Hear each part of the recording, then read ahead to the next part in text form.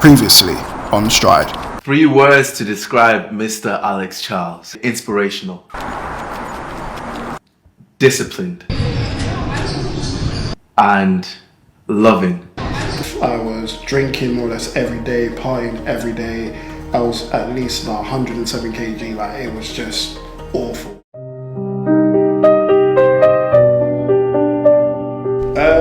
So yeah, this is my granddad and my brother.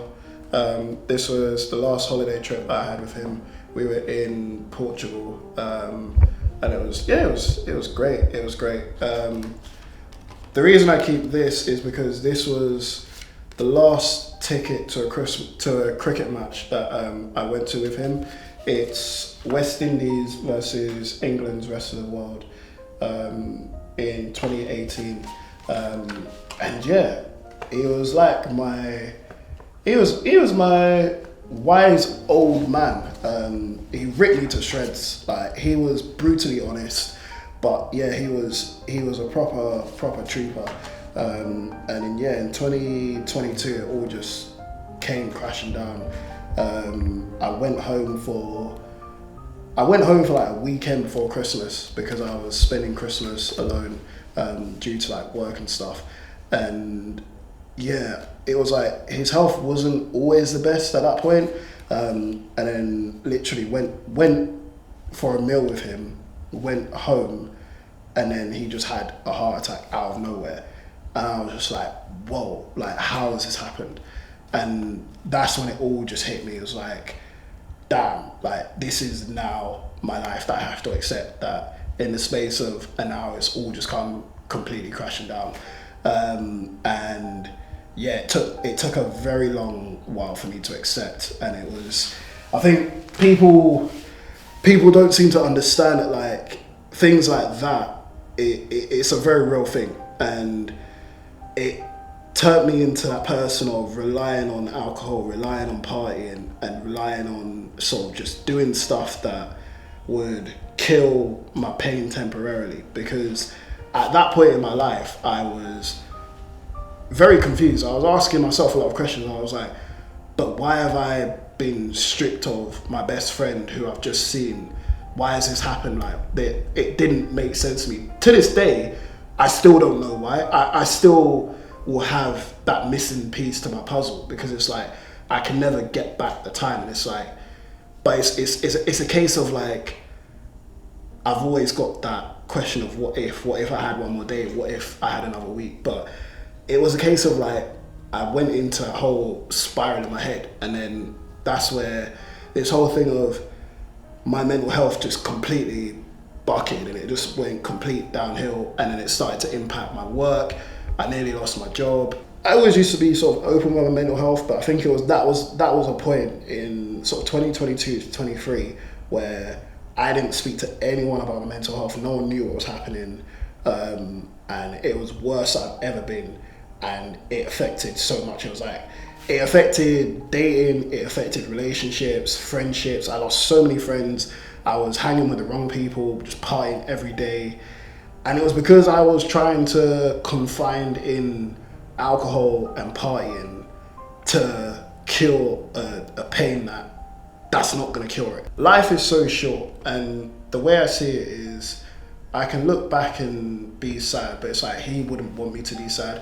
We always had this saying, which was like, if not now, when? And it's always a case of, if you don't do it now, when are you actually going to do it? And I think that's a real sort of testament to who he was as a character. He was just a complete ball of energy, a wise person. And yeah, he was still like, he would watch cricket every single day of the week. Cricket would be playing, I didn't even know who's playing. Like, this guy would find a cricket match, I didn't even know this team existed, and he would watch cricket. Like, he was the biggest cricket fan you'll ever meet. He would tell you where you messed up, which is why I have so much respect for him, because it's like, I hate surrounding myself with yes men, because it's like, they will tell you what you want to hear. It's like, he will pull me up and tell me if I'm doing something wrong. It's a shame that he isn't there to see the transformation, but it's also a case of like, when times get hard, I know that if he could fight through what he was fighting through with illnesses and stuff like that, I can get through that as well. But yeah, it's a weird one.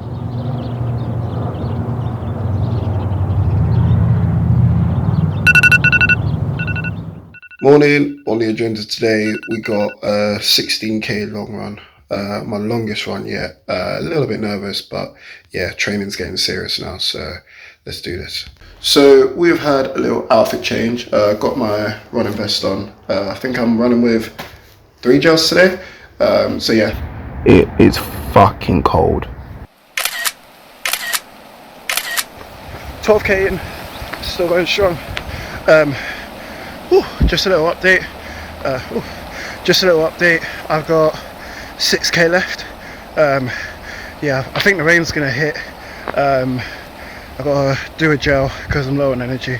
But yeah, 6k left and then we're done. Woo! We made it. I think we got it in an hour and 42. Yeah, on to the next.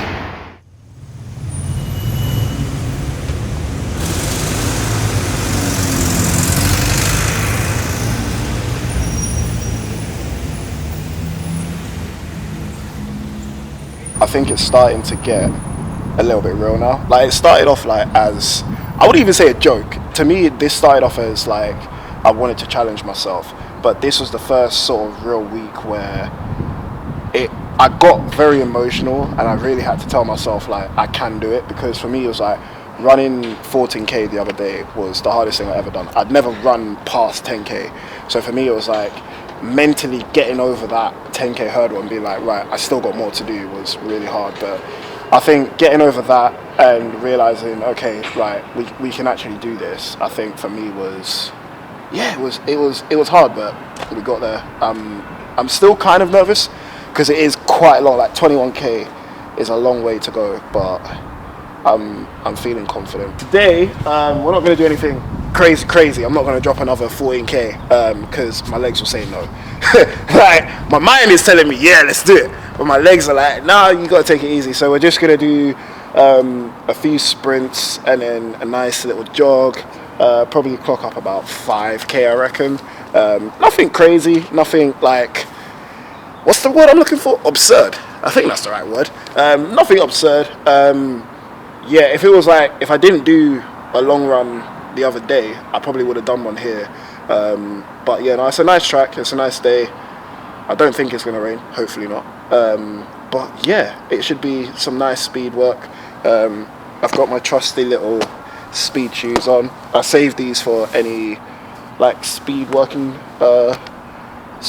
sessions because when was it? It was like when I first started running.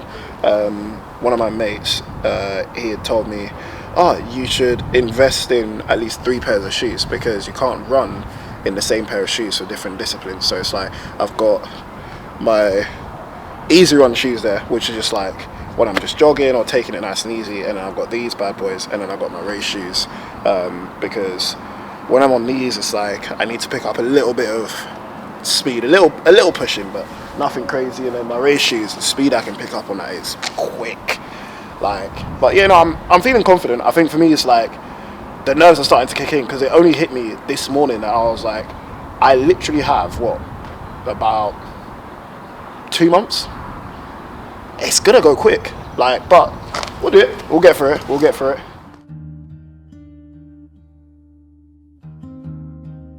I'd say the hope is to look back in years to come and be like, yeah, I've done myself proud, I've done my family proud, and I've just paved the way for myself that I can be proud of.